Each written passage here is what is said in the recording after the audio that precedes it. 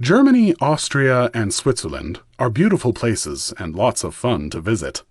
No matter what time of year you go, there are many fascinating possibilities for entertainment and sightseeing.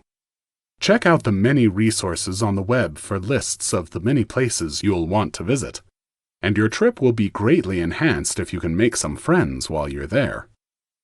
Whether you're heading to Germany for a gorgeous river cruise on the Rhine, planning on a rousing Oktoberfest party, skiing in the Alps, or attending the Frankfurt Book Fair, you can enhance your trip drastically if you find ways to immerse yourself in the culture, including the language. It isn't necessary to become fluent in German before packing your bags. As a matter of fact, every German student studies English, and even if they aren't comfortable practicing it in front of a native speaker, many of them will be able to communicate with you on some level, especially if you show them that you're willing to make an effort. Even if you're not fluent or particularly conversant, it goes a long way if you make an attempt to talk to people in their own language. At the very least, they will feel less ridiculous speaking in halting English if you're reciprocating by putting your new ability in German on display. Being able to laugh at your own mistakes will make them feel better about theirs, and they are more likely to go the extra step to try to help you. It also shows respect for their culture and demonstrates your willingness to make an effort to connect with them. If you can use some basic German, there is less of a chance of being cheated by deceitful tourist traps. While it's not possible to learn any language in a few days, it will certainly speed up your efforts if you understand some of the basics of the German language, especially in the ways it differs from English.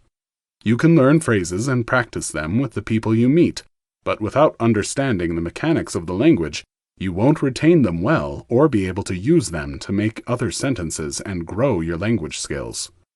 This book will teach you the basic things you need to know to begin building sentences. You will learn noun cases, pronouns, articles and adjectives, verb conjugation, and tenses. Once you have a basic knowledge of the language, you can begin to plug in vocabulary and fine-tune your sentence-building skills. If you happen to be spending time in a country where you can immerse yourself in German, you can become conversant to at least a moderate degree in a surprisingly short time. Listen as much as you can, ask questions about things that you don't understand, and read everything, from billboards to receipts. It's amazing how fast you will begin to recognize words, phrases, grammar points, and sentence structure. And you will find that the natives, once they know you are determined to learn, will take a great amount of pleasure in coaching you. Following is a short primer on German pronunciation and the fundamentals of German grammar, so that you can begin to get a feel for how the language works.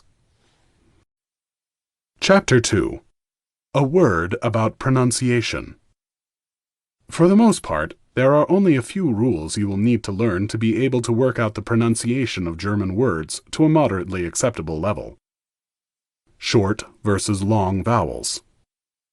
In English, we have the concept of short and long vowels, but that description has very little to do with the way the letter is actually pronounced.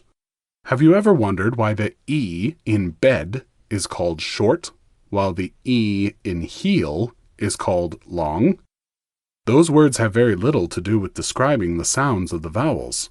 Not so in most other languages.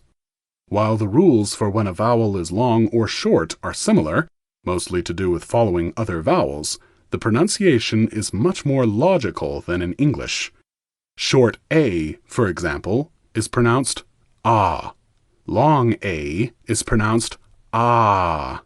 Simple, right? It is actually quite intuitive once you understand the basics. Of course, there are exceptions. In German, the same as in English, there are words that have been borrowed from other languages, so the pronunciation does not necessarily match the spelling conventions of the language. That is unfortunately unavoidable and something you will have to deal with no matter which language you study. Take heart, though. Knowing that English is probably the hardest language to learn in that respect, you've already mastered that one. Here are the basic sounds of the German language. Vowel sounds. A. Pronounced ah in almost every instance. Umlaut A. Pronounced or E. Pronounced A when long, when short. An E at the end of a word is almost always voiced, usually by a simple, unstressed short A sound. I, pronounced I, like pit when short, E when long. O, pronounced O. Umlaut O. There is not an English equivalent. It's closest to the I in girl, but you make your lips more rounded. U, pronounced oo. Umlaut U. Ü, but more exaggerated. To approximate it, say E and then push your lips forward. Y. Not usually a vowel, except in certain foreign words. In those words, like typisch, it's pronounced like oo, but with very rounded lips. Diphthongs. 2 letters combined to make a single sound. AU, pronounced ow. Umlaut AU, pronounced oi. EU, also pronounced oi. EI, pronounced like I. IE, pronounced E. Consonants. Most are the same as in English, with the following exceptions. B. At the closing off of a word or in front of a silent consonant, it is voiceless, like the English P. C. C is very rarely found by itself in German, and most of the time it is, or is found at the beginning of a word, it has been imported from another language. While in those words, it's generally pronounced as it is in the foreign words. In certain cases, it's pronounced like the beginning sound of tsar, in others, like chain. There isn't an actual rule here, you just have to know the words. D. At the closing off of a word or in front of a silent consonant, it is voiceless, like the English T. G. It's hard, like gold. Except at the closing off of a word or in front of a silent consonant, when it is voiceless, like the English K. QU, pronounced kv. S. At the beginning of a word, it's pronounced V, unless it's paired with a voiceless consonant. Whenever it's with a voiceless consonant, it is pronounced sh. V, always voiceless, like the English F. W, pronounced V. Z, pronounced ts. Estzet. This substitutes for SS after a long vowel or a diphthong, except in Switzerland where they write out the SS. It doesn't affect the pronunciation, it's just a writing convention. CH. This is an odd one. It is roughly pronounced sh, but when you say it, bring your tongue slightly upward and forward and pull your lips back a bit, keeping them slightly rounded. It sounds a bit like a cat hissing, but the S is softer. It takes a bit of practice to get this sound right, but don't worry too much about it. It's pronounced differently in different parts of the German-speaking world, and differently again in other Germanic languages like Dutch, where it is considerably harder. For pronunciation, we will use ch to signify this sound. Chapter 3. Nouns, Cases, and Gender. Oh my! Cases. This is a good time to discuss this case. In English, we aren't used to talking about noun cases because our cases are simplified to the point that they are just taught as a variation of the word, without much explanation. For example, as a child you are taught to say, I saw him, instead of I saw he or me saw him. This is simply the way it is. We don't usually bother to clarify that I and me are different cases, although we do learn, and generally forget soon afterwards, that the closest word to being the direct object of the sentence is me, and so it differs from its subject. It doesn't occur to most of us to wonder why pronouns change when they act as direct objects, but other nouns do not. We're also taught that possessives require special treatment, and that also becomes just the way it is. But when we learn possessives like my car or my son's bike, we are also using case, although we tend not to think of it that way. German has a much more complicated case system than English does, and most students find this very intimidating, rightly so, because it is a foreign concept to most of us and requires some work to conquer. But take heart. It is certainly possible to make yourself understood even when your mastery of case endings is not perfect. And it will come easier with time, practice, and a little determination. German has 4 cases. For simplicity, we'll call the first one the subjective case, because it's usually the subject of the sentence. If you go on to study the language in other venues, you will probably see it referred to as the nominative case, but it's easier to remember when you relate subject to subjective. This is the case of the pronoun forms I, he, she, we, or they. Remember that we're talking mostly about pronouns, because that is where case usually shows up in English. Most nouns are no different in the position of subject than direct object. The cat is on the bed, versus have you seen the cat? The next case is the objective case, because it's usually the direct object. Again, you will also see that this is called the accusative case, but we will stick with the more descriptive title. This is the case you're using when you say me, him, her, them, or us. Many people have confusions with who and whom because of the traditional insistence that the objective case of who to be used, even though it is a dying distinction in English. The third case is called the dative, and we don't really use it in English. This is generally used with, or in place of, prepositions. Think of it as going on a date, and it may help. Prepositions in German are confusing at best. Of course, when you use a preposition, it is followed by a noun. Under the table, around the corner, through the door. These nouns in German need to take either the objective or the dative case, depending on the preposition they're being used with. And the only way to remember which is to memorize them. Unfortunately, there's no other logic to it than that. Here is a list of common prepositions that take the objective case. Without, ohne. Against or toward, gegen. Along, entlang. Until, bis. Around, for, für.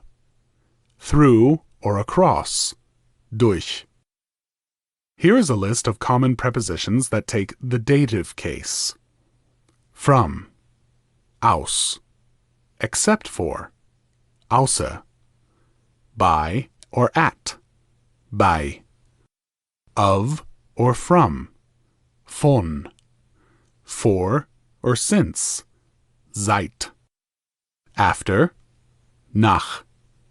With, mit. To, zu. Opposite, gegenüber.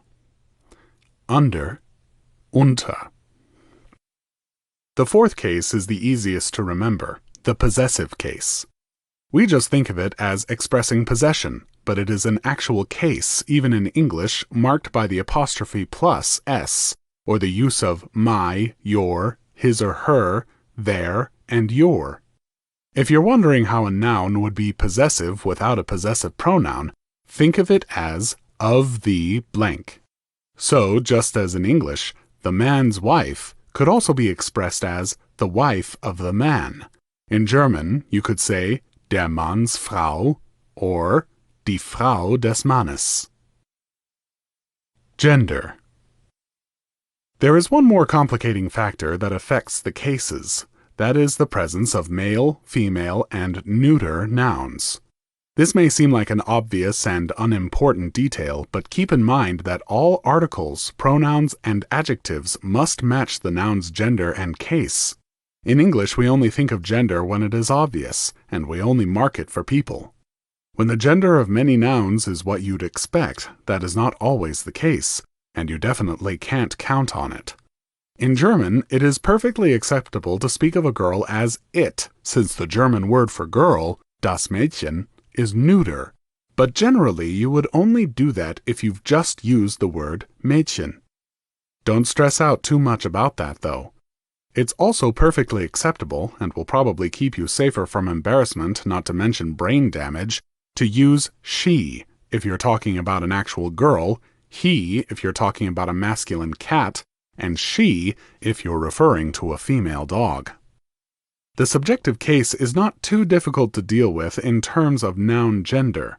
Granted, you will find yourself confused and racking your brain, trying to remember if you've heard der, das, or die used with the word before, but at least there are only 3 choices there. Although, when it comes to the other cases, the prospect becomes much more daunting. Learning how to select the dative and possessive versions of an article or pronoun is the bane of many German language learners' existence, and much too complicated to expect yourself to conquer in a lesson or 2. The best thing you can do to help yourself with this is to keep in mind that when you learn a German verb, memorize the article with it so that they are linked in your mind. If you repeat der Hund, the dog, rather than simply Hund, it's much more likely to come to mind later when you need it. Then it'll simply be a matter of figuring out which case you're using and what the ending will be. The most effective technique is to get a good handle on the article and pronoun endings. Take a guess at the gender if it isn't obvious, and hope for the best. Don't spend a lot of time doing mental gymnastics trying to fit all of the right endings to your articles, adjectives, and nouns, or else you'll never get through a conversation. Fortunately, most Germans are too polite, and will be too impressed with your valiant efforts, to give you much grief if your endings aren't exactly right. They may smile, and they will also undoubtedly correct you, they are German after all, but it's almost always in a playful or helpful way. They understand the complexities of their language, and for the most part, they'll be sympathetic. Articles. The main thing you need to know backwards and forwards is articles. While the table looks daunting, it's not too difficult to memorize, and later you'll be using it so much that it will soon be second nature. It's well worth taking a little time to get a good handle on the case differences and their articles. Once you're familiar with that, it will be much easier to translate it to pronouns and then to adjectives. Article: the, male. Nominative: der. Objective: den. Dative: dem. Possessive: des. The, neuter. Nominative: das. Objective: das. Dative: dem. Possessive: des. The, female. Nominative: die. Objective: der. Dative: der. Possessive: die. The, plural. Nominative: die. Objective: die. Dative: den. Possessive: der. A, male. Nominative: ein. Objective: einen. Dative: einem. Possessive: eines. A, neuter. Nominative: ein. Objective: ein. Dative: einem. Possessive: eines. A, female. Nominative: eine. Objective: eine. Dative: einer. Possessive: einer. A, plural. Nominative: eine. Objective: eine. Dative: einen. Possessive: einer.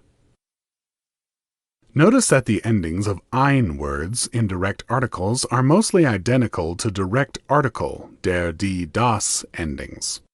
This is true for every case except masculine, neuter, subjective, and neuter, objective. In those cases, there is no ending. This is worth noting, since it will come up again. Other words that you might see in place of articles are dies, this or that, or welche, which, what, that, who. The words der, die, and das all share their endings. Articles are often occasionally used as pronouns, as in, the man that sat in front of me. In this case, the and that would both be subjective definite articles, der. It's just something worth noting for later. Pronouns. So, let's move on to German pronouns. The main pronoun cases are shown in the table below. Remember that objective and dative both correspond to the English me, him, her, them, and us. Obviously, in English, you does not change, singular or plural, except in the possessive. Unfortunately, this is not the case in German. Possessives take the same suffixes as the articles above. If this is a foreign concept to you, take off the ein from the indefinite article a. What remains is what will need to be added to the pronoun. Pronoun. I. Subjective, ich. Objective, mich. Dative, mir. Possessive, mein. Pronoun. You, informal. Subjective, du. Objective, dich. Dative, dir. Possessive, dein. Pronoun. You, formal. Subjective, sie, always capitalized. Objective, sie. Dative, ihnen. Possessive, ihr. Pronoun, he. Subjective, er. Objective, ihn. Dative, ihm. Possessive, sein. Pronoun, she. Subjective, sie. Objective, sie. Dative, ihr. Possessive, ihr. Pronoun, it. Subjective, es. Objective, es. Dative, ihm. Possessive, sein. Pronoun, we. Subjective, wir. Objective, uns. Dative, uns. Possessive, unser. Pronoun, you, plural. Subjective, ihr. Objective, euch. Dative, euch. Possessive, euer. Pronoun, they. Subjective, sie. Objective, sie. Dative, ihnen.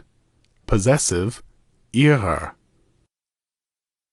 Note that there are two forms of singular you. Sie is the formal or polite version. It is used when addressing someone that you would not call by their first name, such as a new acquaintance, an older person, or an authority figure. With family, friends, and children, use the informal du. When in doubt, follow the lead of the person you are talking to, or listen to how others address each other.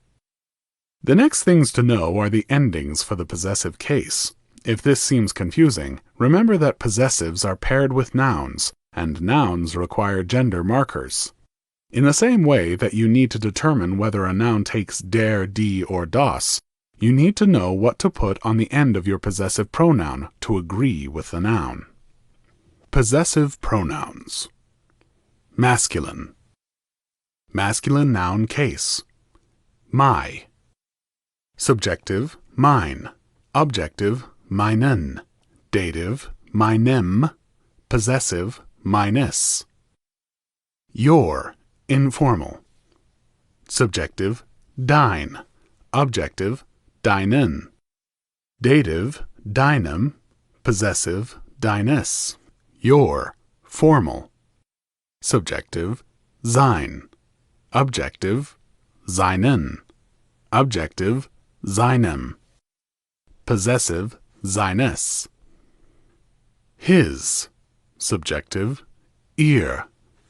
Objective, your, formal. Subjective, ihr. Objective, ihren. Dative, ihrem.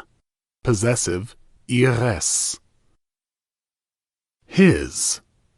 Subjective, sein. Objective, seinen. Dative, seinem.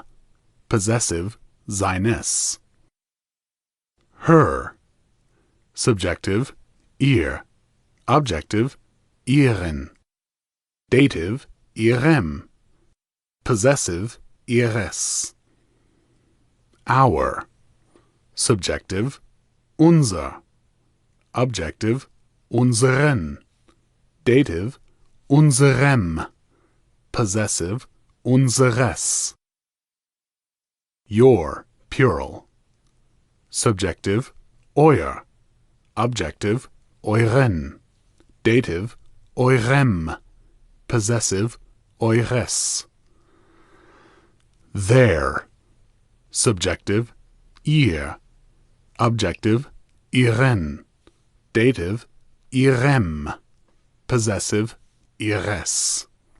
Feminine noun case. My. Subjective, meine. Objective, meine. Dative, meiner. Possessive, meiner.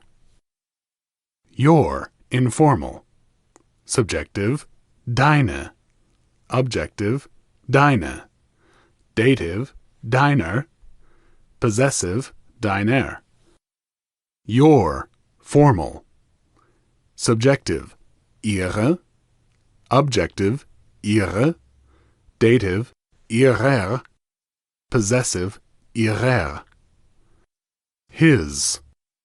Subjective, seine. Objective, seine. Dative, seiner. Possessive, seiner. Her. Subjective, ihre. Objective, ihre. Dative, ihrer. Possessive, ihrer. Our. Subjective, unsere. Objective, unsere. Dative, unserer. Possessive, unserer. Your, plural. Subjective, eure. Objective, eure. Dative, eurer. Possessive, eurer. Their. Subjective, ihr. Objective, ihre. Dative, ihrer. Possessive, ihrer. Neuter. Neuter noun case. My. Subjective, mine. Objective, mine. Dative, meinem. Possessive, meines. Your, informal. Subjective, dein. Objective, dein. Dative, deinem. Possessive, deines. Your, formal. Subjective, ihr. Objective, ihr. Dative, ihrem. Possessive, ihres. His. Subjective, sein. Objective, sein. Dative, seinem. Possessive, seines. Her. Subjective, ihr. Objective, ihr. Dative, ihrem. Possessive, ihres. Our. Subjective, unser. Objective, unser. Dative, unserem. Possessive, unseres. Your, plural. Subjective, euer. Objective, euer. Dative, eurem. Possessive, eures. Their. Subjective, ihr. Objective, ihr. Dative, ihrem. Possessive, ihres. Plural. Plural noun case. My. Subjective, meine. Objective, meine. Dative, meinen. Possessive, meiner. Your, formal. Subjective, deine. Objective, deine. Dative, deinen. Possessive, deiner. Your, formal. Subjective, ihre. Objective, ihre. Dative, ihren. Possessive, ihrer. His. Subjective, seine. Objective, seine. Dative, seinen, possessive, seiner. Her, subjective, ihre. Objective, ihre. Dative, ihren, possessive, ihrer. Our, subjective, unsere. Objective, unsere. Dative, unseren, possessive, unserer. Their, subjective, ihr. Objective, ihre. Dative, ihren, possessive, ihrer. If all those endings look intimidating, note that they are the same as the endings for the indefinite article ein. Once you have those memorized, it is easy to apply them to your possessive pronouns.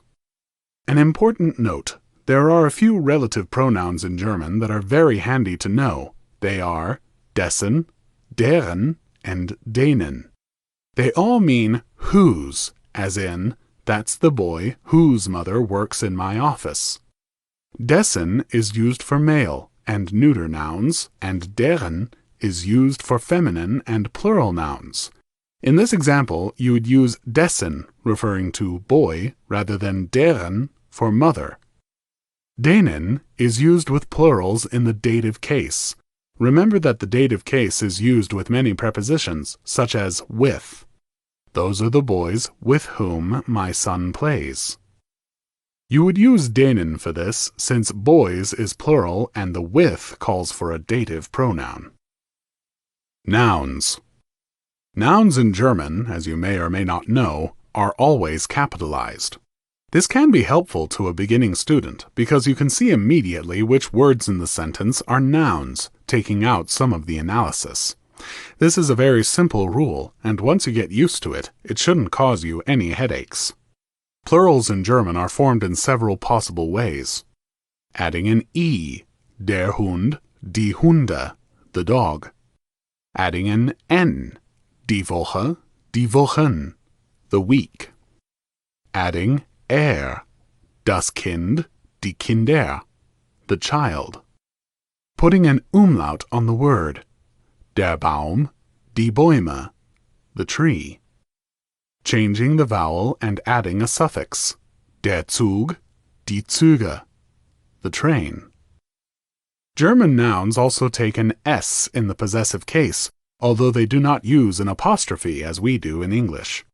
There are a few other instances of nouns changing to match their case, but as a beginning student, it's understandable if you don't have them memorized. That can come later. There is no substitute for good old memorization when it comes to learning noun genders, but there are a few tips that will help. Of course, you have to memorize these too, but it will make things easier later. Der. When you see words that have the following suffixes, chances are they are masculine.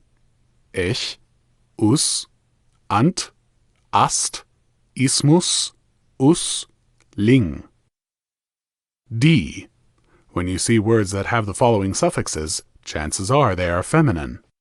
Ens, ans, i, ur, in, kite, heit, schafft, tät, zion, sion, ung, ei, in, ur.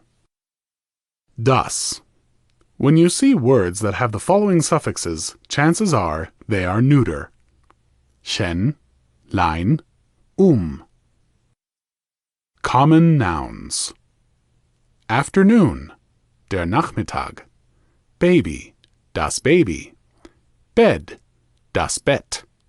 Boy, der Junge. Breakfast, das Frühstück. Brother, der Bruder. Building, das Gebäude. Business, das Geschäft. Car, das Auto. Castle, das Schloss. Cellphone, das Handy. Chair, der Stuhl. Child, das Kind. City, die Stadt. Coffee, der Kaffee. Corner, die Ecke. Daughter, die Tochter. Day, der Tag. Dinner, das Abendessen. Doctor, der Doktor. Dog, der Hund. Door, die Tür. Ear, das Ohr. Eye, das Auge. Family, die Familie. Father, der Vater. Food, das Essen. Friend, der Freund, masculine, die Freundin, feminine. Girl, das Mädchen. Hair, das Haar. Hand, die Hand. Head, der Kopf. Hotel, das Hotel. Hour, die Stunde.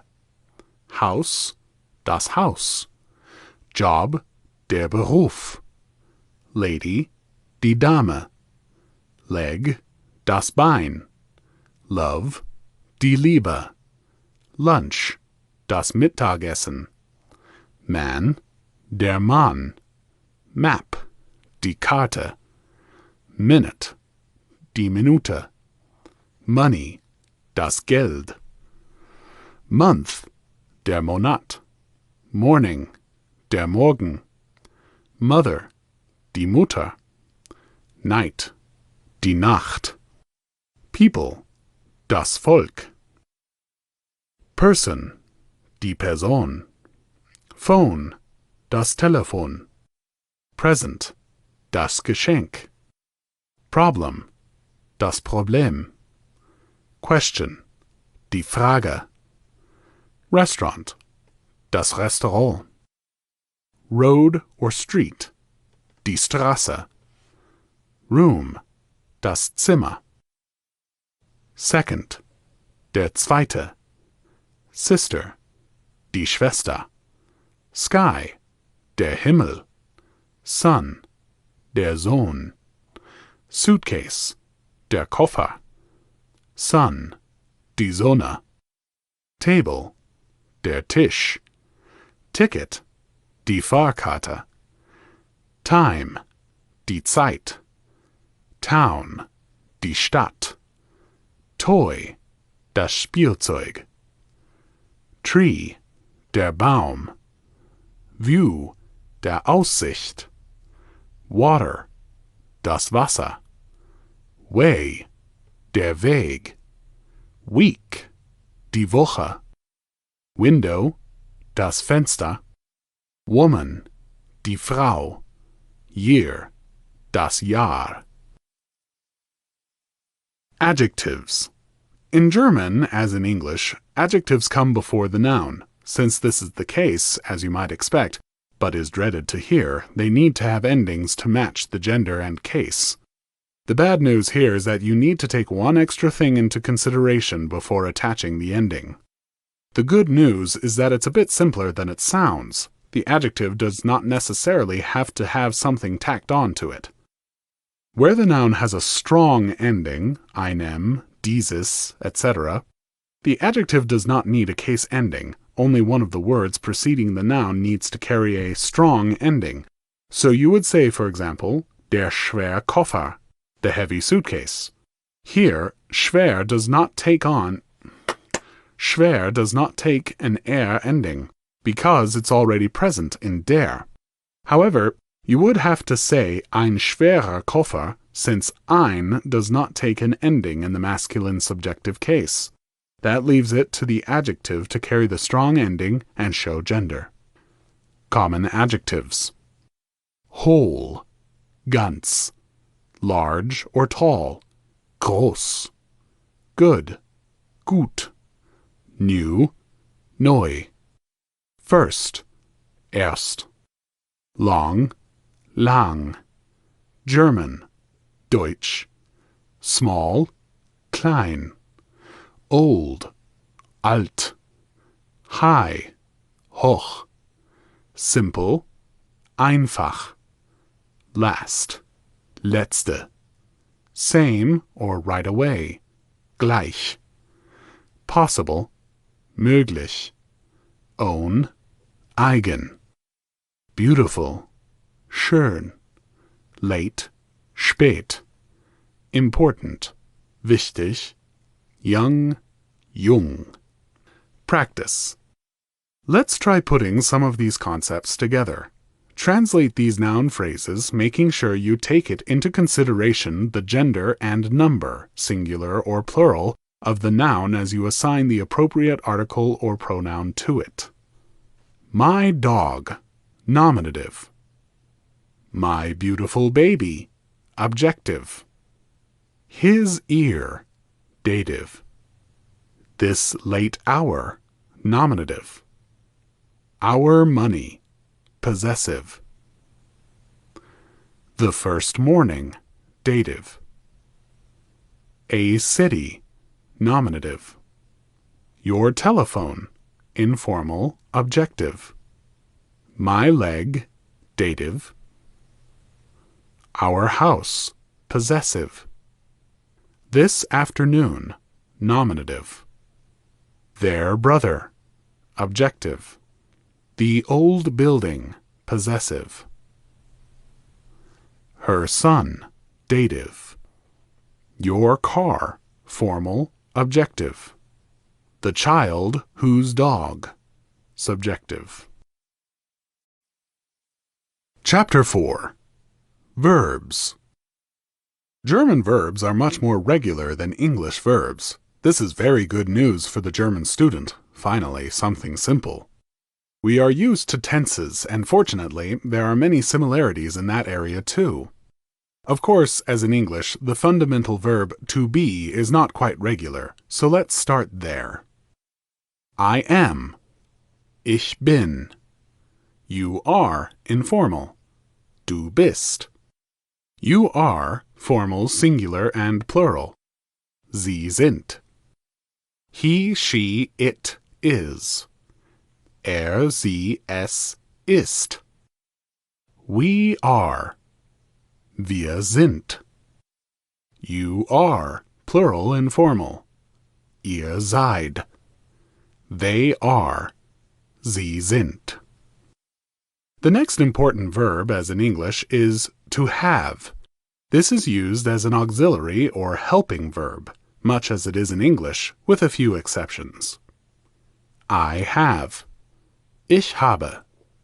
You have, informal. Du hast. You have, formal, singular, and plural. Sie haben. He, she, it has. Sie, es hat. We have. Wir haben. You have, plural, informal. Ihr habt. They have. Sie haben. Weak verbs. This conjugation is very close to regular or weak verbs. Kommen, to come, is a good example of a weak verb. I come. Ich komme. You come, informal. Du kommst. You come, formal, singular, and plural. Sie kommen. He, she, it comes. Sie, es kommt. We come. Wir kommen. You come, plural, informal. Ihr kommt. They come. Sie kommen. As you can see, regular conjugation is fairly simple. Most German verbs follow this same pattern. I, e. You, informal. Est. You, formal, singular, and plural. N. He, she, it. T. We. N. You, plural, informal. T. They. N. Another regular but important verb is to go, gehen. Here is its conjugation. I go. Ich gehe. You go, informal. Du gehst. You go, formal, singular, and plural. Sie gehen. He, she, it goes. Sie, es geht. We go. Wir gehen. You go, plural, informal. Ihr geht. They go. Sie gehen. Note: to go is used a bit differently in German. In English, we might say, I'm going to Frankfurt, but in German you would say, I am traveling, fahren, to Frankfurt. Here is a breakdown of the traveling verbs that can be confusing. Gehen, go, move, leave, walk, go down, quit. Fahren, run, ride, drive, pass, move. Kommen, get, reach, come, arrive, go. These verbs have another unique trait, which will be described in the section on past tense. For now, just keep them in mind as a related group. Then there is haben, to have, an extremely important verb. I have. Ich habe. You have, informal. Du hast. You have, formal, singular, and plural. Sie haben. He, she, it has. Er, sie, es hat. We have. Wir haben. You have, plural, informal. Ihr habt. They have. Sie haben. Here is a list of common German regular verbs. To eat, essen. To go or drive, fahren. To see, sehen. To want, wollen. To bring, bringen. To think, denken. To write, schreiben. To buy, kaufen. To help, helfen. To make, machen. To drink, trinken. To become, werden. Strong verbs. Usually the main difference between strong and weak verbs is that the vowel changes during conjugation in the second and third person singular. There isn't a hard and fast rule about which verbs are strong and what their vowels will change into, but it's a pretty decent bet that any newly formed verbs, like surfen, will be weak. So a word like brechen, to break, will conjugate in the following way. Ich breche, du brichst, sie brechen, sie es bricht, wir brechen, ihr brecht, sie brechen. May, to be allowed, dürfen. To eat, essen. To give, geben. To help, helfen. Can, to be able to, können. To run, laufen. Must, müssen. To take, nehmen. To sleep, schlafen. To speak, sprechen. To meet, treffen. May, to be allowed, dürfen, darf. To eat, essen, ist. To give, geben, gibt. To help, helfen, hilft. Can, to be able to, können, kann. To run, laufen, läuft. Must, müssen, muss. To take, nehmen, nimmt. To sleep, schlafen, schläft. To speak, sprechen, spricht. To meet, treffen, trifft.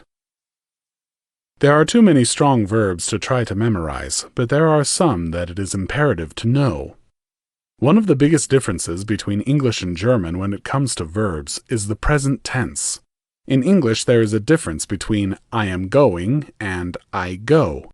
In German, the present tense I go serves as the simple or progressive present I am going, the habitual present I go every Saturday, and also the future I will go or I am going to go. Past tense. Simple past is most often formed by adding t at the end of the word, but often the vowel is changed as well. Many of the strong forms were brought over into English, so will already be familiar. I said. Past tense weak verbs are conjugated in the following way. I said. Ich sagte. You said, informal. Du sagtest. You said, formal, singular, and plural. Sie sagten. He, she, it said. Sie, es sagt. We said. Wir sagten. You said, plural informal. Ihr sagtet. They said. Sie sagten. Past tense strong verbs, as you might expect, can be conjugated in several different ways, but for the most part the endings will be pretty close to weak verb endings. Here are a few examples. I went. Ich ging. You went, informal. Du gingst. You went, formal singular plural. Sie gingen. He, she, it went. Sie, es ging. We went. Wir gingen. You went, plural informal. Ihr gingt. They went. Sie gingen. I spoke. Ich sprach. You spoke, informal. Du sprachst. You spoke, formal, singular, and plural. Sie sprachen. He, she, it spoke. Sie, es sprach.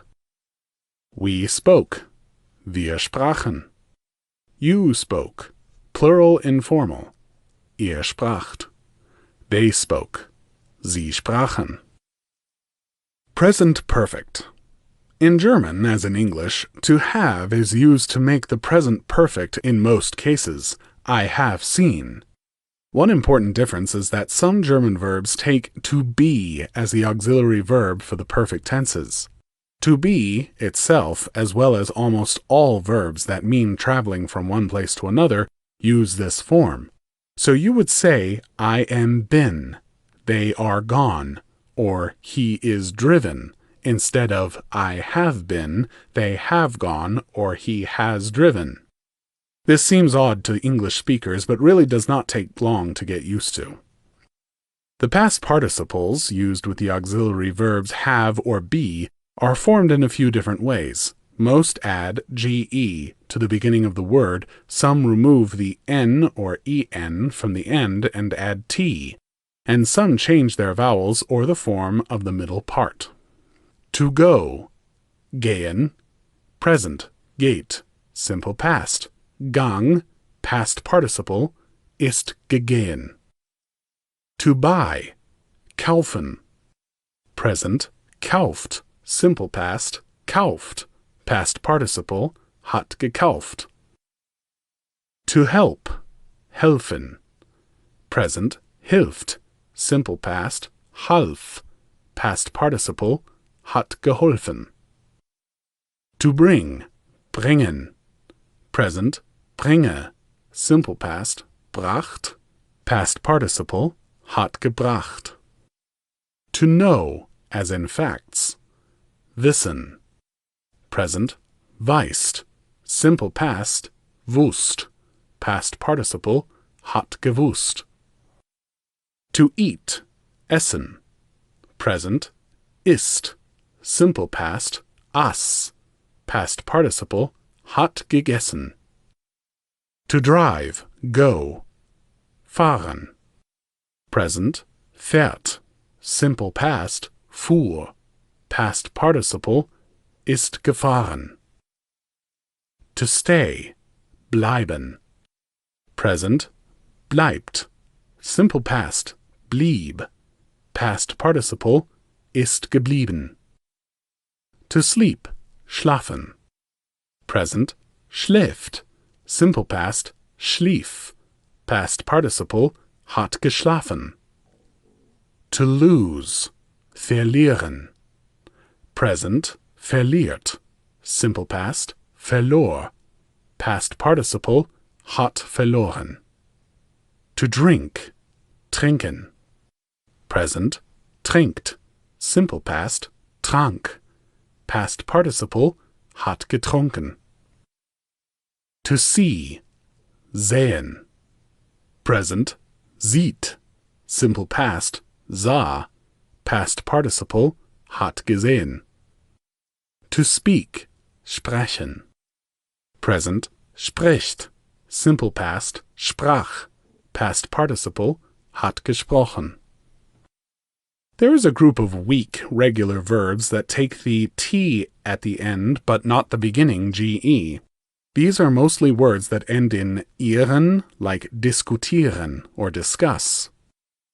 Past perfect. As intimidating as this sounds, it's going to be the easiest part of the verb discussion. As a refresher from your school days, past perfect is simply a variation on present perfect tense. Present perfect. I have seen that movie. As of this present moment, I have seen the movie. Past perfect. I had seen that movie. At some point in the past when the topic came up, I had already seen the movie. You create the past perfect simply by using the conjugated past tense of have, exactly as in English. There are other, more complicated verb tenses, but there's no need to worry about them at this stage of your learning. They are present in English too, but as with most aspects of language learning, once you've learned to use them as a child, you stop thinking about how to do it. It is only when you try to transfer the concepts to other languages that you have to relearn the concepts. Practice. So, let's try some conjugating. Remember, there are a couple of things to take into consideration, such as changing vowels, past forms, and modal verbs. Take your time and really start to get a feel for how the language works. We are eating. You, plural informal, go. I see. She has spoken. They drive. You, formal, see. I have eaten. We had brought. They have gone. It stayed. You, informal, lost. She will buy. They were drinking. We said. Chapter 5. Word order. Word order differs between German and English in a few ways that may seem quite confusing at first. However, it is fairly logical and not too difficult to master with just a bit of practice. Sentence structure. Simple sentences take the same order as English sentences. I see you. He wants that. The basic order of a sentence is the subject first, the verb second, followed by the indirect object, and finally, the direct object. I am giving a treat to the dog, not I am giving the dog a treat. Normal order of a temporal sentence with location is time, manner, place. Tomorrow, we will go by bus to the mountains. Sentences with two parts connected by the conjunctions and, or, but, and rather keep the same order as a simple sentence. She got a cat, but I prefer dogs. Auxiliary verbs: must, can, should, etc. This is where it begins to sound strange to English speakers, but it is actually quite easy to get used to. If you use an auxiliary verb, sometimes called a helping verb, the second verb in the sentence will take the infinitive form, almost always ending in en, and comes at the end. Can you, the book on my desk, leave? This is also true for the perfect and past tense. I have nobody seen. Clauses. Relative clauses. As a refresher, a relative clause can be removed from a sentence without changing its meaning. In most cases, the verb in a relative clause comes at the end. My brother, who in Denver lives, is coming for Christmas. Subordinate clauses. Because I homestayed, missed I the movie. Because I stayed home is a subordinate clause. It cannot stand as a sentence on its own. It is not a relative clause because removing it would change the meaning of the sentence. It would simply be, I missed the movie, without giving the reason. In German, subordinate clauses are formed by putting the conjunction because first and the verb last. This is a common formation, but when because, along with a few other select conjunctions, when, if, since, until, that, before, despite, as far as soon as, how, while, so that, during, where, as long as, is present, always move the verb to the end of a clause. Notice that when the verb comes at the end of a clause followed by a comma, the next verb is placed immediately following it. This is also known as the verb comma verb rule. After she dinner ate, did she the dishes. If the conjunction is in the second clause, the conjugated verb is still moved to the end, but obviously the comma is followed by the conjunction rather than by a verb. I will go to work as long as I better feel. Verb inversion. Temporal words at the beginning of a statement cause the verb to be inverted. Tomorrow go we to the zoo. Questions cause the verb to be inverted. Unlike English, auxiliary verbs are not used to create questions. Watch you the movie with us? Verbs after question words, why, what, who, when, etc., are inverted, rather than using auxiliary verbs. Why said she that? Question words. Who? Wer? What? Was? Where?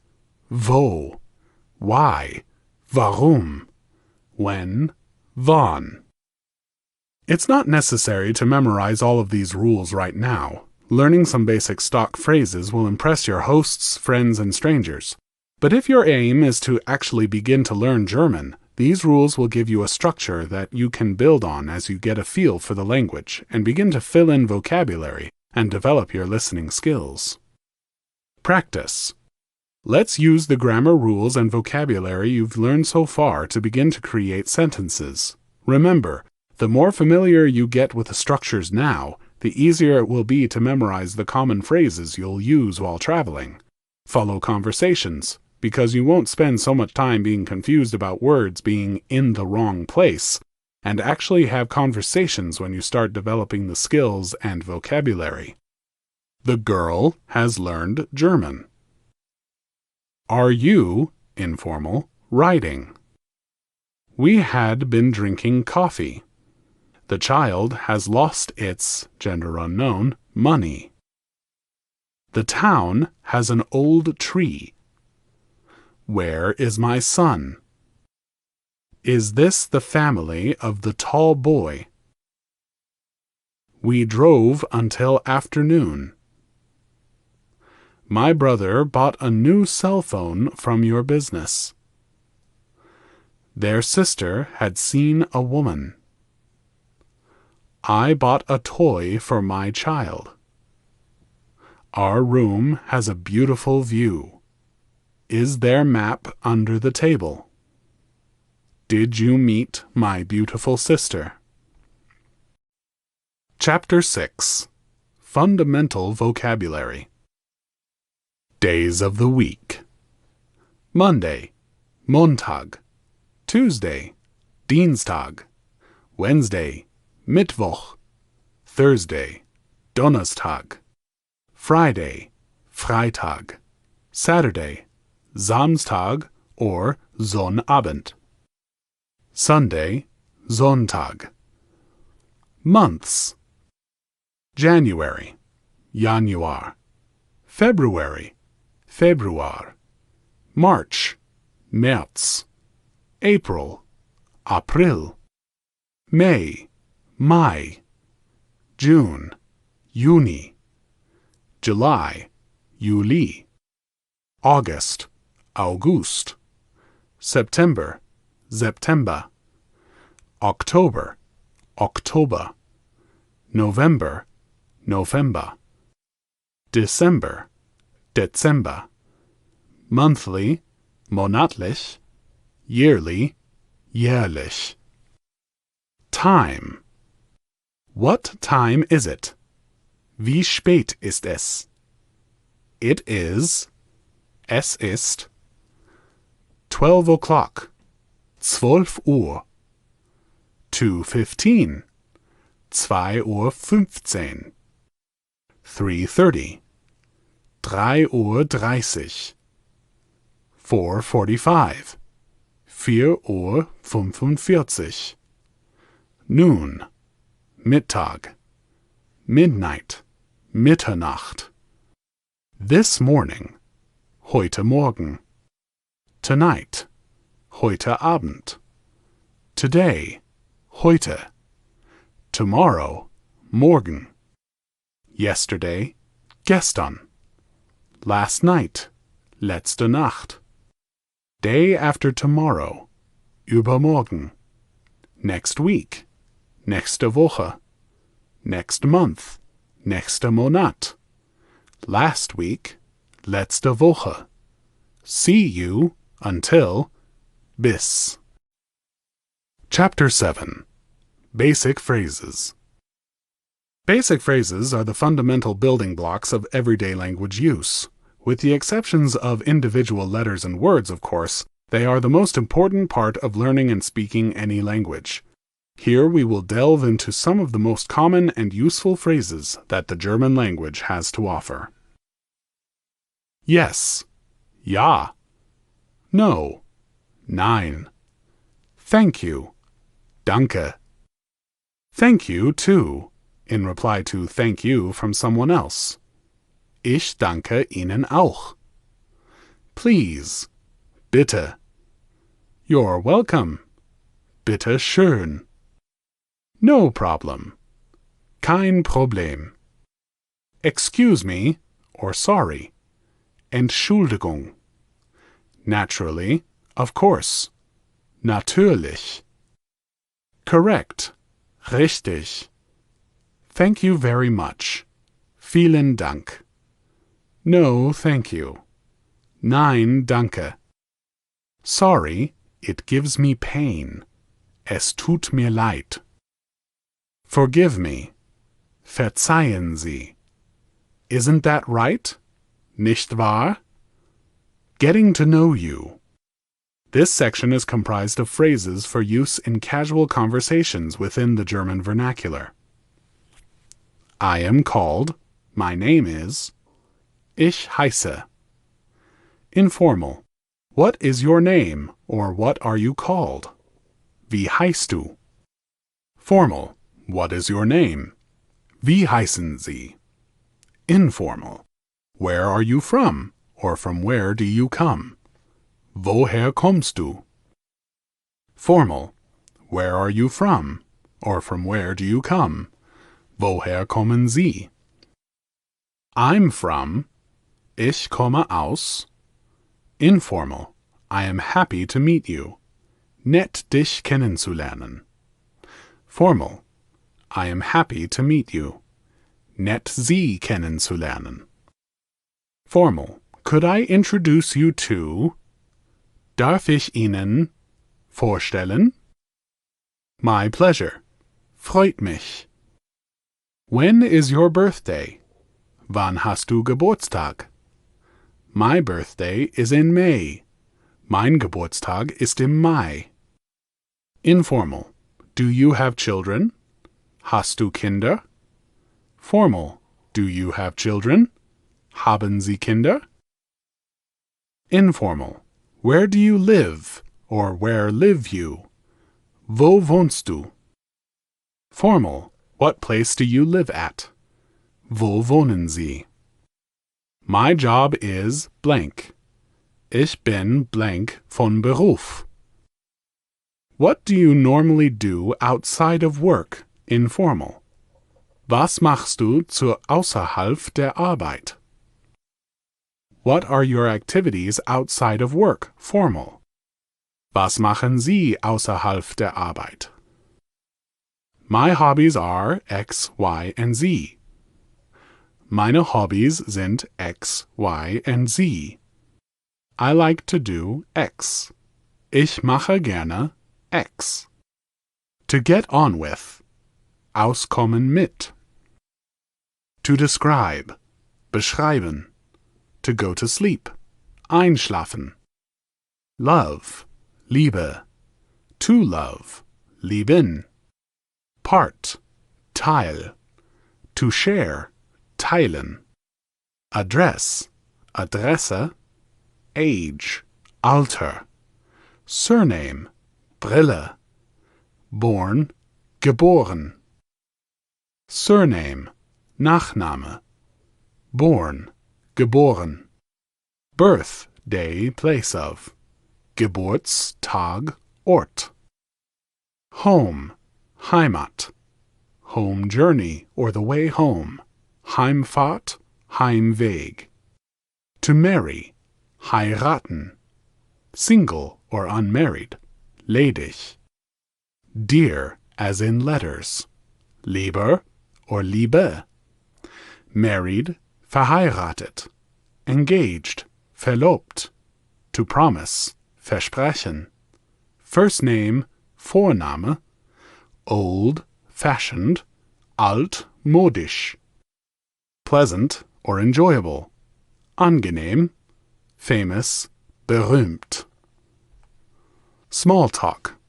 This section further explores words and phrases useful in getting to know another person in casual conversation. Informal.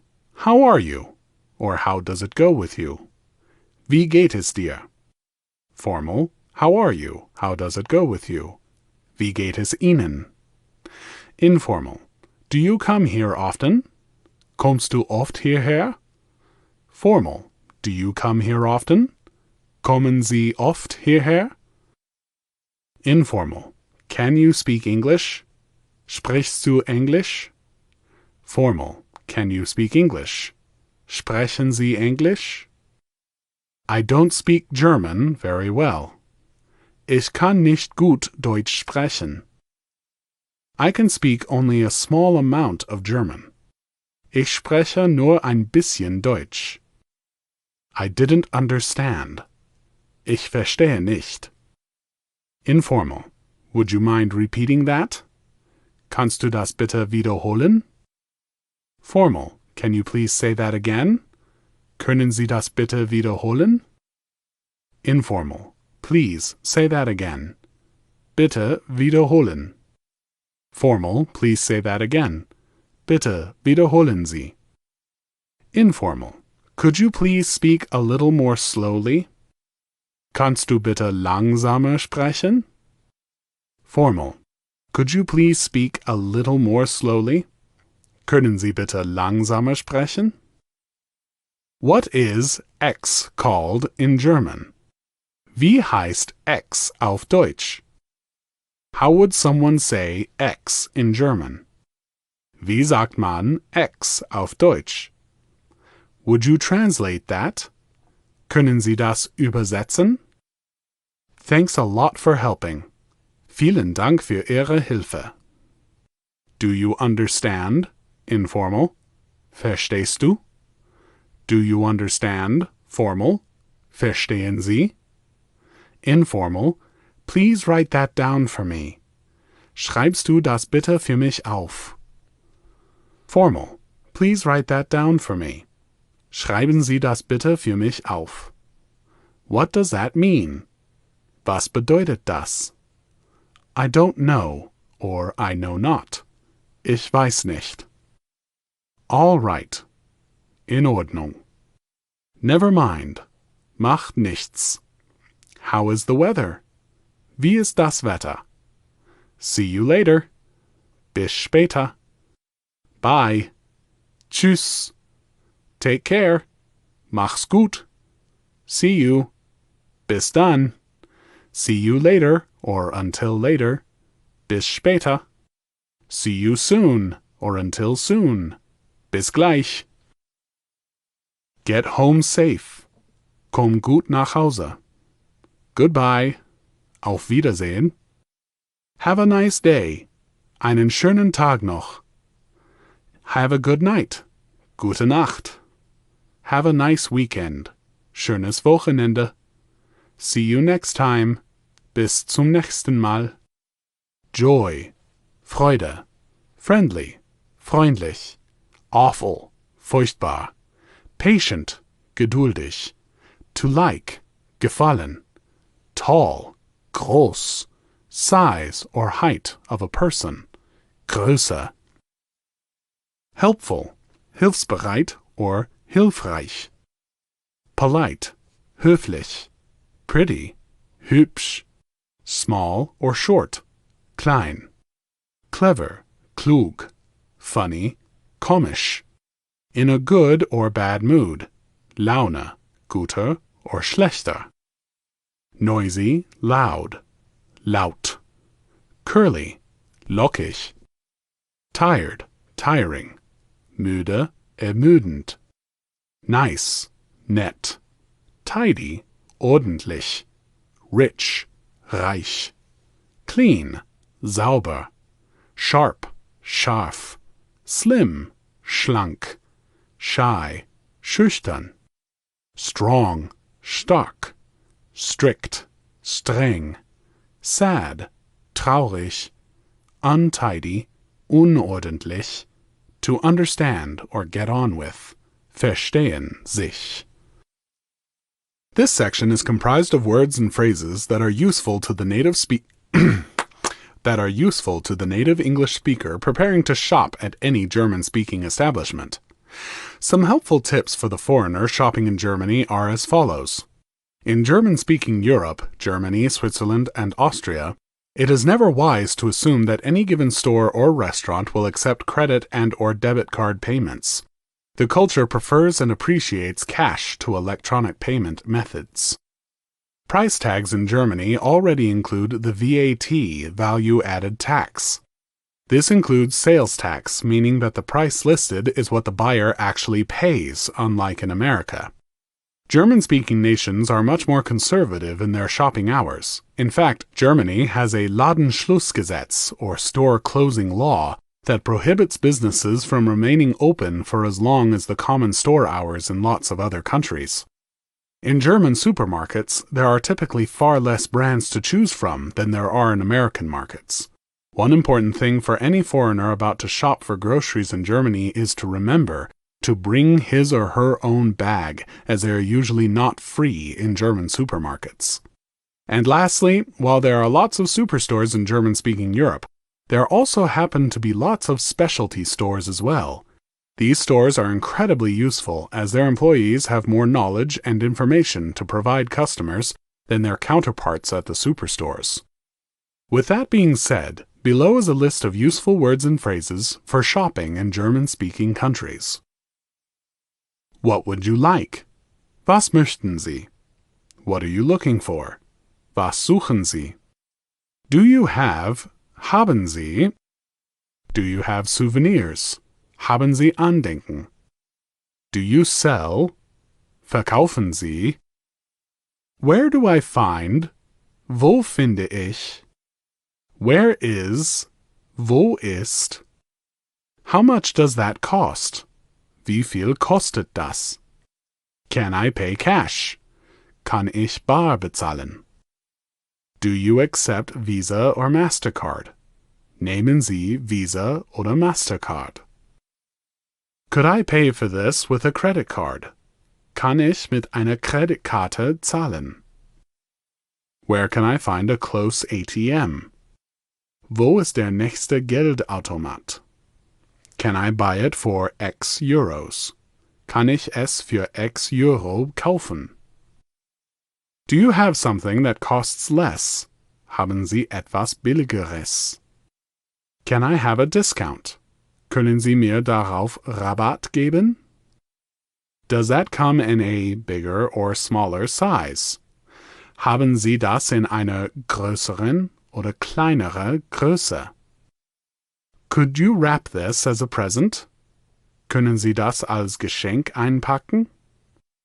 What times does the shop open or close? Wie viel Uhr öffnet oder schließt das Geschäft? Where can I find the restrooms, please? Wo sind die Toiletten, bitte? Suit, Anzug. Bracelet or wristwatch.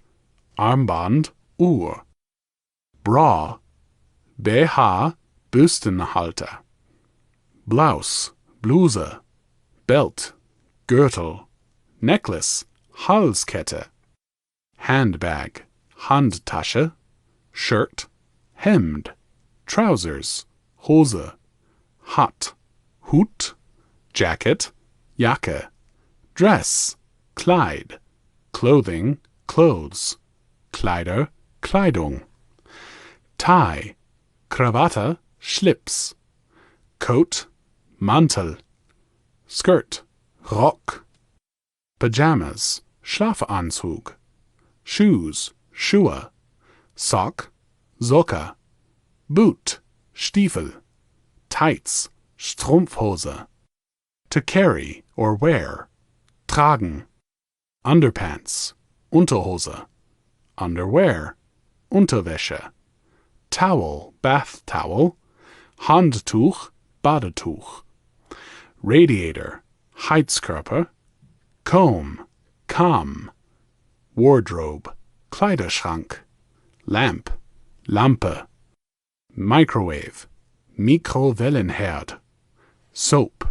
Seife, armchair, Sessel, sofa, settee, Sofa, stereo system, Stereoanlage, step or stair, Stufe, chair, Stuhl, tray, Tablett, wallpaper, Tapete, carpet, Teppich, freezer, Tiefkühltruhe, table, Tisch, tablecloth, Tischtuch, toilet paper, Toilettenpapier, saucepan, Topf, cloth, Tuch, door, Tür, curtain, Vorhang, washing machine, Waschmaschine, wash powder, Waschpulver, tap, Wasserhahn, alarm clock, Wecker.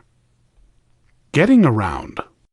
This section may prove to be the most useful for anyone traveling in any German-speaking land, as it is filled with a wide variety of very useful words and phrases that pertain to traveling. Germany is a much-frequented hotspot for travelers from all corners of the globe. Known for their austere work ethic and remarkable efficiency, the German people know how to make a nation welcoming and agreeable.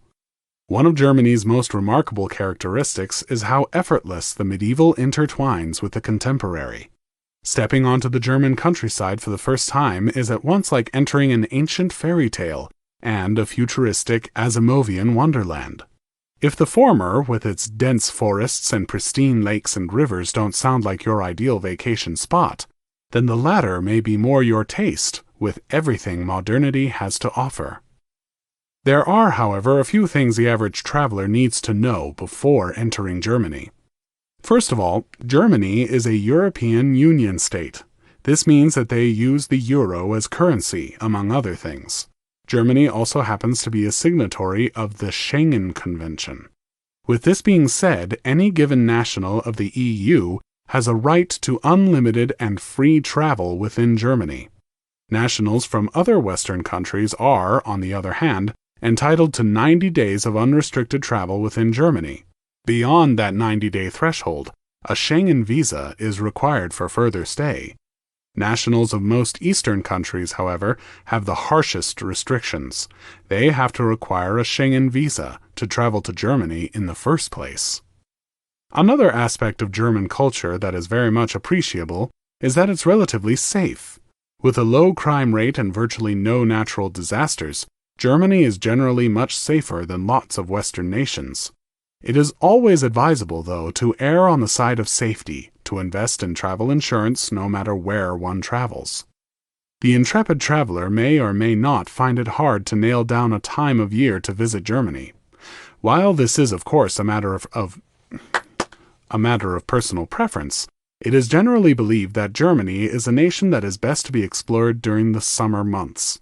To that end, every time of year in Germany produces its own charms. The so-called low season, November through March, has the coldest weather. Ski resorts, theater, concerts, and opera are most popular during this season. The mid-seasons, April through June, September through October, brings nice mild weather and with it lower prices. And finally, the high season, July and August, brings the best weather as well as the most energy and activity. The highest prices and the most congestion are also to be expected within this season, though.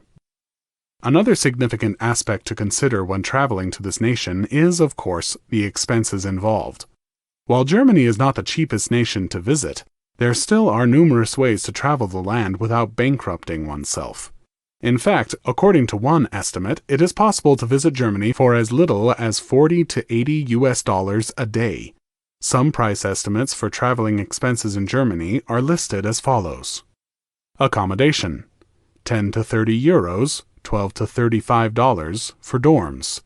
45 to 65 euros, or $50 to $75, budget hotels. Mid-range, 60 to 100 euros, or $70 to $120. Splurge, 150 euros plus, or $175 plus. Food, meals for one. Street food, 2 to 4 euros, $2 to $5. Cheap meal at beer hall, 9 to 15 euros, $11 to $18. Restaurant, 15 to 20 euros, $18 to $25. Top-rated restaurant, 100 euros, $115. Transportation, bike rental, 18 euros, $21 per day. City transit, 1 to 3 euros, $1 to $4 per single ticket. Intercity bus, 15 to 30 euros, $18 to $35. Overnight buses, 20 to 70 euros, $25 to $82. Trains, 40 to 70 euros, $48 to $82, slow, 100 euros plus, $120 plus, high speed. As you can probably see, Germany is not only as expensive to travel as the average person would guess it is, but it is in fact even cheaper to travel to than lots of U.S. cities. Take New York, Boston, San Diego, and Washington, D.C., for example. Their average nightly rates for hotels range from $250 to $370. These figures seem almost ludicrous when compared to the $70 to $175 of most German cities. To add to that, the traveler is getting the added historical value of a handful of more than 1,000-year-old buildings in Germany. So, to say the least, the educational and cultural value of a trip to Germany just can't be rivaled by a trip to many American cities. When packing one's suitcase for Germany, it is important to include a wide variety of articles of clothing. The weather is rather fickle in Germany, and in every season, too, so it is best to come prepared for whatever weather Mother Nature has to offer. Berlin, the capital of Germany, has a well-deserved reputation as being a great city for freelancers and otherwise creative people, with its world-famous nightlife, art, museums, cafe culture, and music scene. It is also widely known for its interesting historical significance. The demeanor of Munich is more staid and quieter, with the exception of its annual celebration of Oktoberfest. It holds historical buildings, museums, parks, and popular beer halls all side by side. While Berlin and Munich are both enchanting and becoming cities, we would be remiss to not pore over some of the other great cities Germany has to offer. These include Hamburg, famous for its parks, canals, and boasting the second busiest port in Europe. Frankfurt is a city better suited for the history and/or science lover. It has a number of historical sites, science museums, and a famous restaurant scene. Cologne is another city well suited for the history lover. It has historical sites including its world-famous cathedral. And finally, for those who want a fine mixture of modernity and nature, Dresden is a great city to find that balance. One aspect of travel in Germany that is, more often than not, neglected by visitors, and also of travelers in any part of the globe for that matter, is the natural landscapes the countryside has to offer. Germany has no shortage of natural wonders, and there are many places that a traveler can go to witness just what the country really has to offer. One spot in Germany that's perfect for those who love the outdoors is Berchtesgaden National Park. It is known for its dense forests, clear lakes, and huge boulders.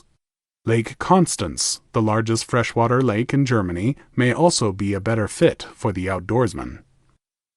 One of the finest forests in Germany is the Black Forest. It is located in a mountainous region in southwest Germany, bordering France.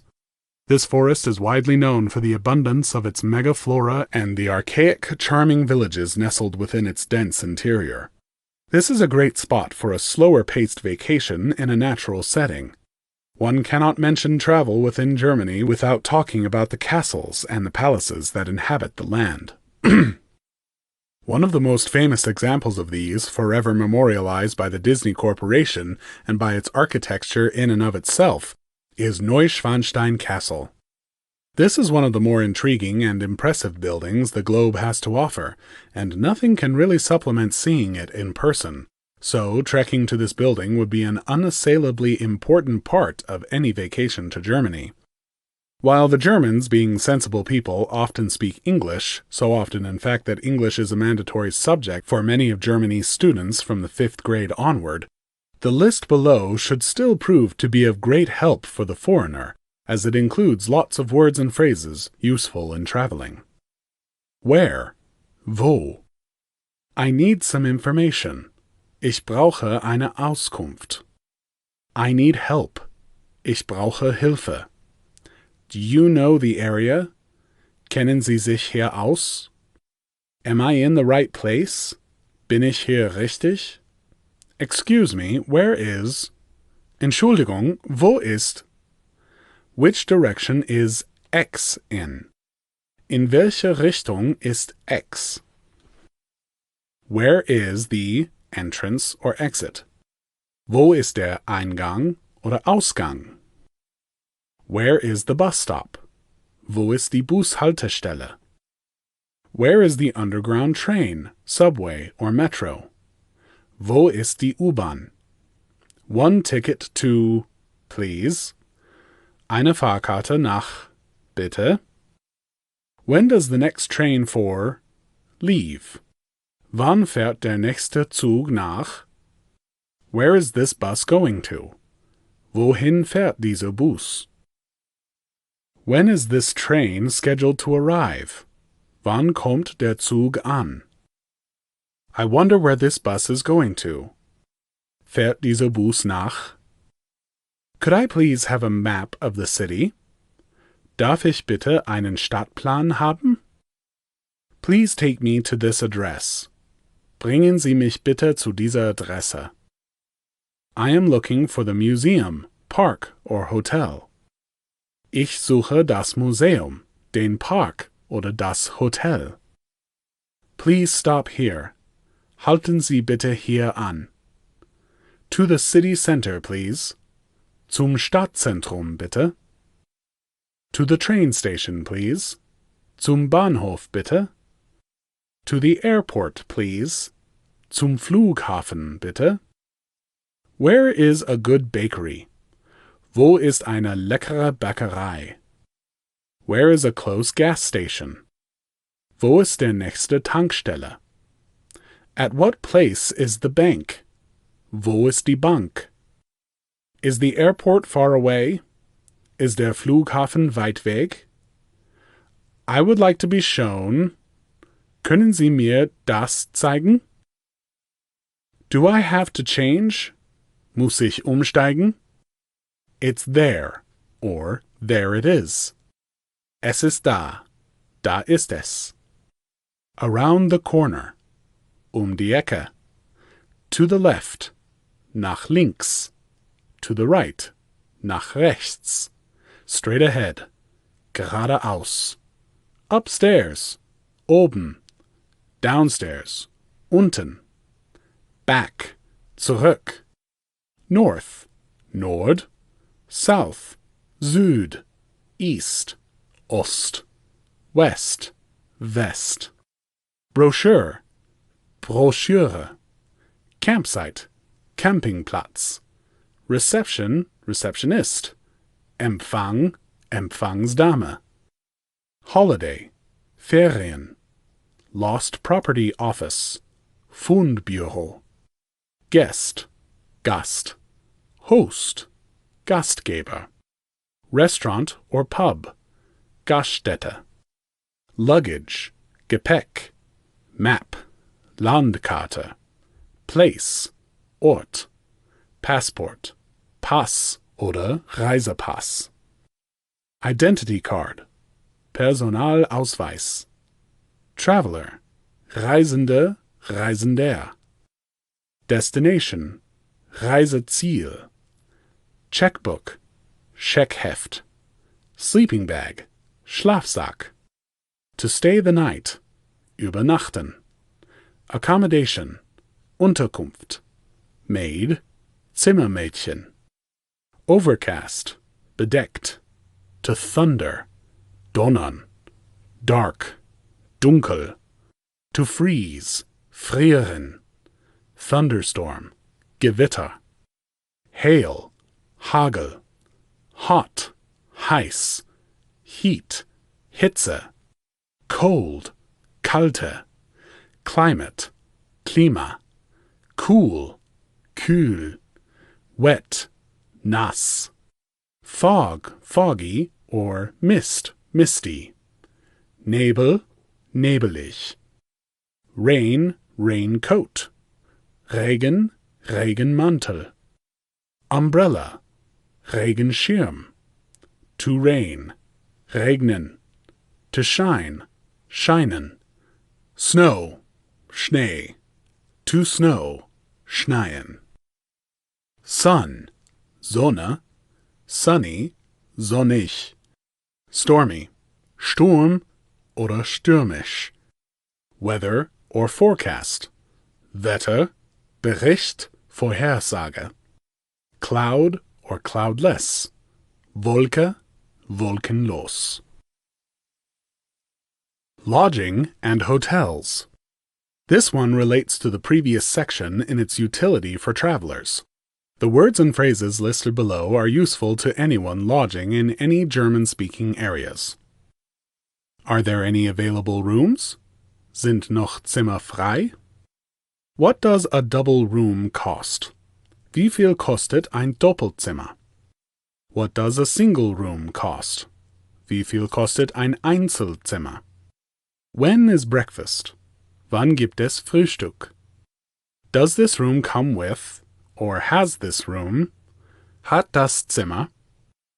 Balcony, ein Balkon. Television, ein Fernseher.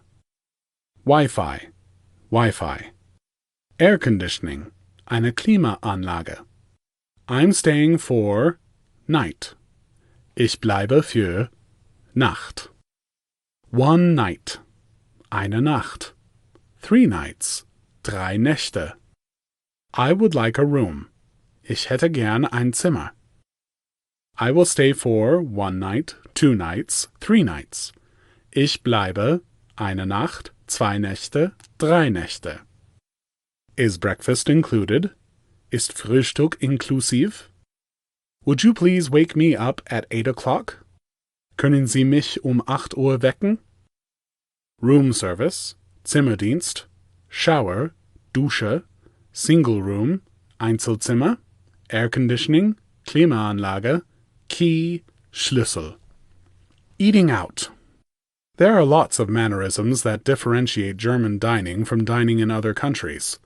Featured below is a short list of these mannerisms useful for anyone not familiar with the German dining experience. Upon entering a restaurant in German-speaking Europe, it is not advisable to wait to be seated. It is generally expected of diners to find tables on their own. Servers seldom suggest tables to incoming diners because they are usually busy with current diners. Unless the diner sees the words spelled out, "Please wait to be seated," he or she should find his or her own seat. Most Americans have come to expect a glass of water with every meal that they eat out. Most Europeans, on the other hand, avoid drinking tap water with any of their meals, not out of concern for safety or hygiene, but because they don't like the idea of having such a bland liquid with their food. They prefer to diversify with their drinks. If water is requested, it is only rarely tap water, but usually Mineralwasser, or mineral water, instead. Americans requesting tap water at public eateries in Europe are usually met with looks of disgust. Mineral water is the preferred drink. Germans are known for having a very practical and also very amiable custom of sitting with the strangers around them while eating at their beer gardens and restaurants. where long tables and numerous empty seats are common. Bread rolls are other extras that are usually not free in Germany, or most of Europe for that matter. While they are supposedly free in America, they are often still included in the price of the full meal, so the only difference in this European custom is its relative honesty and straightforwardness. A la carte dining is the most common type of purchase in German-speaking Europe. Usually, any given side dishes are ordered and paid for independently of the main course that the diner chooses. In short, a diner pays only for what he or she consumes in Germany, which can be either very beneficial or detrimental to him or her. That, in turn, brings us now to the all-important topic of payment in German dining. As is common in America, the payments and tipping for meals in German-speaking Europe are both done at the table eaten at, and the server commonly carries a money pouch holstered around his or her waist as the work is done. However, unlike in America, the checks always have to be requested after a meal. Servers don't bring them about until they are. The average and righteous tipping amount in Germany is 15% or more, as is the case in America, but tips are and should never be left on the table. As is the case in America, it is not required that any given diner tips his or her server, but it is also generally frowned upon when a diner is remiss to reward a server's good work. Another fact that also shares similitude with American dining is the fact that servers in Germany live meagerly off of most tips, and that it is very important that they are rewarded for their work. When paying with a credit card in Germany, the tipping process is slightly different than it is in America. The diner typically is required to tell the server the amount of the tip before the card is swiped. It is, of course, always ideal to pay the tip in cash, as the server doesn't have to pay income taxes on cash tips. As we mentioned before, sales tax is included in the price of nearly everything purchased in Germany before the transaction. This sales tax is fairly high, however, at 19%. Another point that has been mentioned is the fact that many German stores do not accept credit cards. Unfortunately for most Americans who live and die by electronic currencies, the same is true for any German restaurants of all tiers. This is why it is wise to ask about electronic payments before ordering. Now that we know some important points on dining in Germany, it may also be helpful to go over some of what the German cuisine includes. Next to some of its European neighbors, such as Italy or France or Spain, just to name a few, Germany's cuisine may seem boring or even unappetizing to many foreigners, but nothing could be further from the truth. Their food has, however, built up quite a well-deserved reputation for its heartiness and the relative simplicity of its recipes. But for whatever one's palate desires, there is sure to be a German dish willing and ready to meet any given needs. The first food to be mentioned is a very famous one in the US, and all throughout the world for that matter. It is the Bratwurst. This is a remarkably popular German sausage, the best of which supposedly come from Nuremberg. These are usually made from pork shoulder, veal shoulder, pork fat, and spices. Another very popular German dish goes by the name of Spätzle. This is a vegetarian, rare in German cuisine, pasta dish consisting of eggs, flour, salt, and water. Like any pasta, it is best served as a side or complement to another dish. It is also good when served with cheese alone. Again, the beauty of some of Germany's greatest food lies within their simplicity. But any discussion surrounding German pastas cannot be complete without the mention of Maultaschen. This is a great ravioli dish which can be compared to a hot pocket. It can be, and usually is, stuffed with minced meat, sauerkraut, spinach, or really any other food for that matter. They can also be boiled or fried, and served as a main dish or as a side dish. They are great no matter how the diner takes them. And lastly, also perhaps most famously, we come to the Brezel, or pretzel in English. One feature of the German pretzel that distinguishes it from its American cousin is its robustness. This is a classic snack food that can be found at fairs, carnivals, sporting events, virtually any public happening across the globe, and for good reason. And now that we have been over German dining and some of the nation's foods, we can at last come to some vocabulary over German dining. Are you hungry? Informal. Hast du Hunger? Are you hungry? Formal. Haben Sie Hunger? Are you thirsty? Informal. Hast du Durst? Are you thirsty? Formal. Haben Sie Durst? Shall we get something to eat or drink together? Wollen wir etwas zusammen essen, trinken gehen? Breakfast. Frühstück. Lunch. Mittagessen. Dinner. Abendessen. A table for 1, 2, 3, please.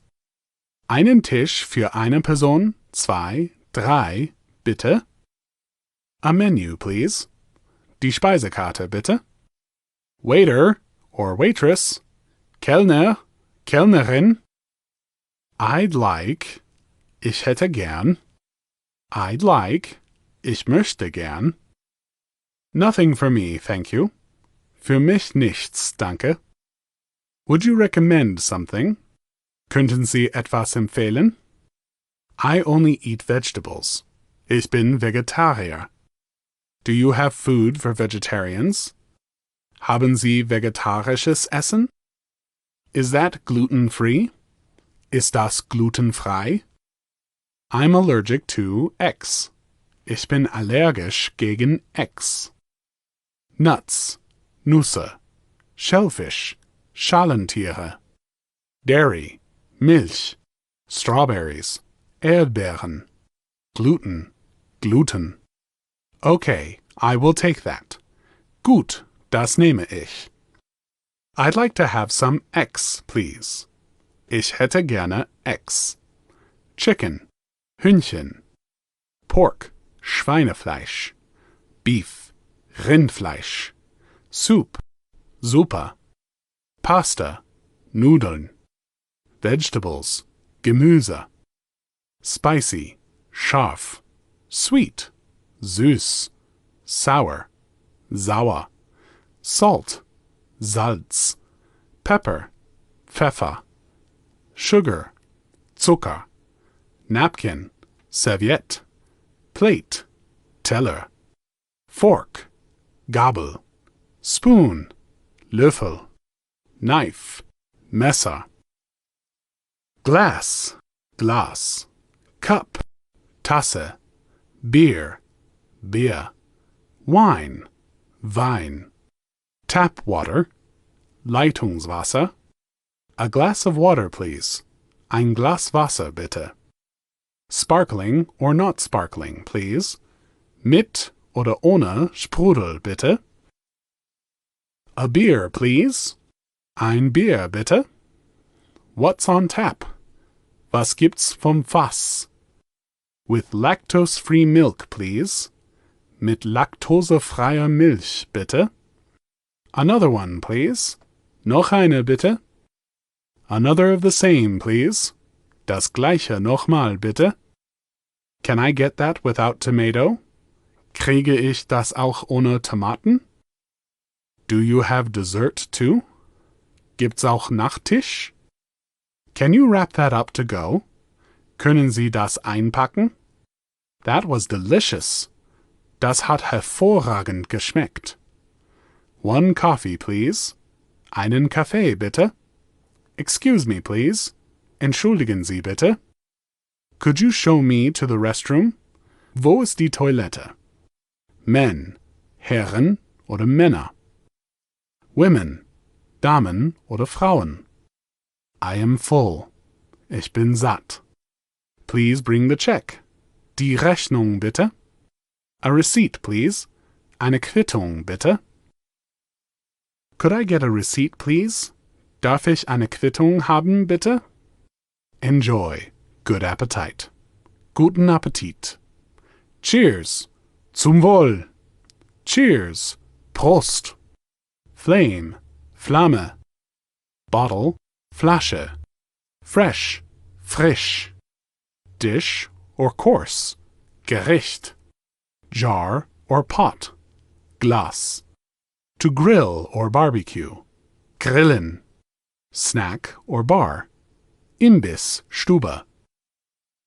Canteen, Kantine. Kitchen, Küche. Delicious, lecker. Spoon, Löffel. Meal, Mahlzeit. Knife, Messer. Dessert, Nachtisch. To taste, schmecken. Fast food restaurant, Schnellimbiss. Bowl, Schlüssel. Self-service, Selbstbedienung. Menu, Speisekarte. Supermarket, Supermarkt. This section is one of great utility not only for German language learners, but also for anyone who may have friends or relatives who speak only German. It is a list of words and phrases useful in emergency or crisis situations. Help, Hilfe. Fire, Feuer. Informal, call the police. Ruf die Polizei. Stop, a thief. Halt, ein Dieb. I'm getting sick. Ich bin krank. I don't feel too well. Mir geht es nicht so gut. She has gotten sick. Sie ist krank geworden. He needs a doctor. Braucht einen Arzt. Where is the closest hospital? Wo ist das nächste Krankenhaus? My wallet has been lost. Ich habe mein Portemonnaie verloren. Someone took my bag. Jemand hat meine Tasche genommen. Where is the hospital? Wo ist das Krankenhaus? Where is the pharmacy? Wo ist die Apotheke? Do you have aspirin? Haben Sie Aspirin? This is an emergency. Es ist ein Notfall. I am lost. Ich habe mich verlaufen. Holiday greetings. Public holidays in Germany, along with their celebrations, differ from state to state. While the most common Christian holidays of the Western world are celebrated eagerly in each and every state in Germany, there is still variance in the celebration of more minor holidays from state to state.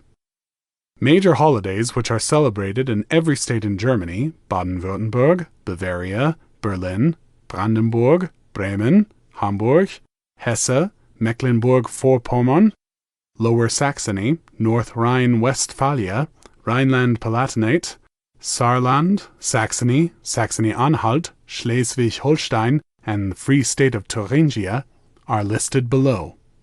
New Year's Day, Neujahrstag, Good Friday, Karfreitag, Easter Monday, Ostermontag, Labor Day, Tag der Arbeit, Ascension Day, Christi Himmelfahrt, White Monday, Pfingstmontag, German Unity Day, Tag der Deutschen Einheit, Christmas Day, Weihnachtstag, St. Stephen's Day or Boxing Day, zweiter Weihnachtsfeiertag. More minor holidays which are not necessarily and officially celebrated in every state, but are still important days of the German year, are listed below. Epiphany, Heilige Drei Könige. Corpus Christi, Fronleichnam. Peace Festival, Friedensfest. Assumption Day, Maria Himmelfahrt. Reformation Day, Reformationstag. All Saints Day, Allerheiligen. Repentance and Prayer Day, Buß- und Betttag. Of all the holidays previously mentioned, a small number of them are known as Stille Tage, or quiet days. On these days, louder public functions such as public dancing events, public concerts, music at inns, etc., are prohibited by law. These holidays are as follows: Good Friday, Repentance and Prayer Day, All Saints' Day, Memorial Day, Totensonntag, Christmas Eve, Ash Wednesday, Holy Thursday, Holy Saturday, All Souls' Day. Another category of holiday in Germany is that of the flag days or Beflaggungstage. While the highest of governmental facilities are required to show their flags on every day of each year on the days listed below, flag showing is required by federal decree for everyone. Holocaust Memorial Day, Labor Day, Europe Day, Constitution Day, Remembrance of June 17th, World Refugee Day, Remembrance of July 20th, German Unity Day, Memorial Day, Half-Mast, and Election Day. In addition to the official public holidays previously mentioned, there are a small number of unofficial German holidays that are worthy of note. These are as follows: Carnival Monday, or Mardi Gras as it is known through many parts of the U.S. and other parts of the globe, traditionally starts on November 11th at 11:11 a.m. Presently, Christmas Eve has been becoming more of its own holiday than not, as it is more and more uncommon to work on that day and schools are always closed. This is another section that is useful not only for German language learners, but anyone who knows German speakers and wants to wish them happy holidays. Happy birthday! Herzlichen Glückwunsch zum Geburtstag! Merry Christmas! Frohe Weihnachten! Happy New Year! Frohes Neues! Happy Easter! Frohe Ostern! Congratulations! Herzliche Glückwünsche! New Year's Day! Neujahrstag! Good Friday, Karfreitag, Easter Monday, Ostermontag, Labor Day, Tag der Arbeit, Ascension Day, Christi Himmelfahrt, White Monday, Pfingstmontag, German Unity Day, Tag der Deutschen Einheit, Christmas Day, Weihnachtstag, St. Stephen's Day or Boxing Day, Zweiter Weihnachtsfeiertag, Epiphany, Heilige Drei Könige, Corpus Christi, Fronleichnam, Peace Festival, Friedensfest, Assumption Day, Maria Himmelfahrt, Reformation Day, Reformationstag, All Saints Day, Allerheiligen, Repentance and Prayer Day, Buß- und Betttag. Chapter 8. Putting it all together. Basic conversations. An informal introduction might go something like this. Das ist mein Freund, meine Freundin. This is my friend. Hallo, es freut mich, dich kennenzulernen. Hello, it's nice to meet you. Or, freut mich, pleased to meet you. Mich auch, me too. If the situation calls for a more formal introduction, you might say or hear this. Guten Abend, darf ich Ihnen vorstellen? May I introduce you? Freut mich, Sie kennenzulernen. Pleased to make your acquaintance. Meinerseits, ganz meinerseits. Me too. Likewise is not the actual translation of the German word meinerseits. Meinerseits literally means mine. Ganz meinerseits literally means all mine, as in, the pleasure is all mine. The conversation might continue in a similar vein. Ist der Platz noch frei? Is this seat still free? Ja, bitte. Yes, please. Please is used slightly more loosely in German than in English. You might think of it as a please feel free in this case. This conversation would be very different among younger people at a party or some other informal setting. Wie heißt du? What's your name? Ich heiße. Und du? I am called. And you? Wer ist das? Who is that? Das ist meine Freundin. This is my friend.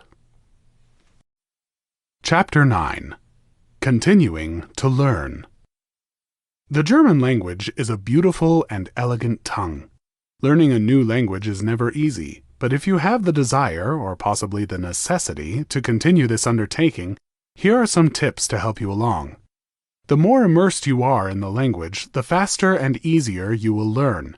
If you are living, even for a short time, in a German-speaking environment, you will have a leg up, but it takes a bit of discipline.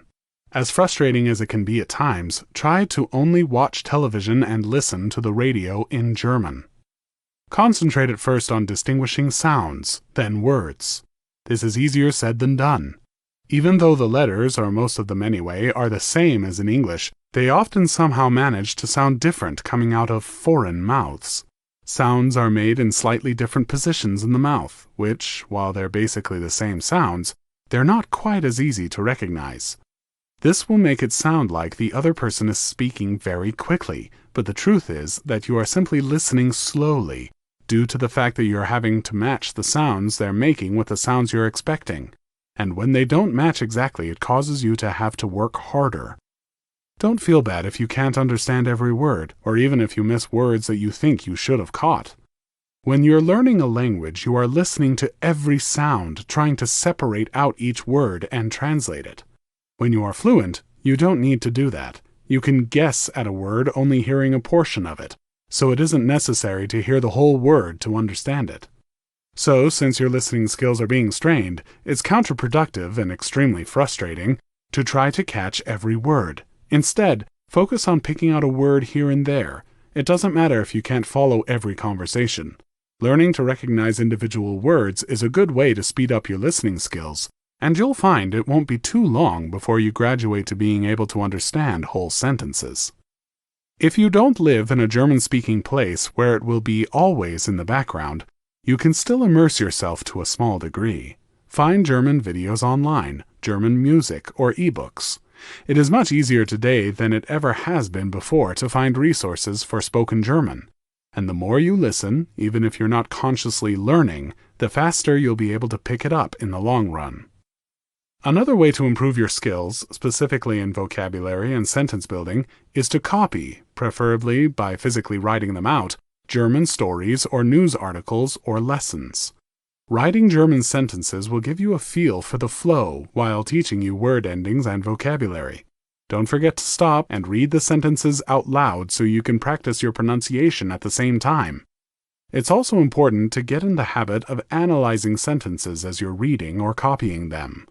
You don't want to do it necessarily with everything you read, or you'll quickly lose your desire to continue.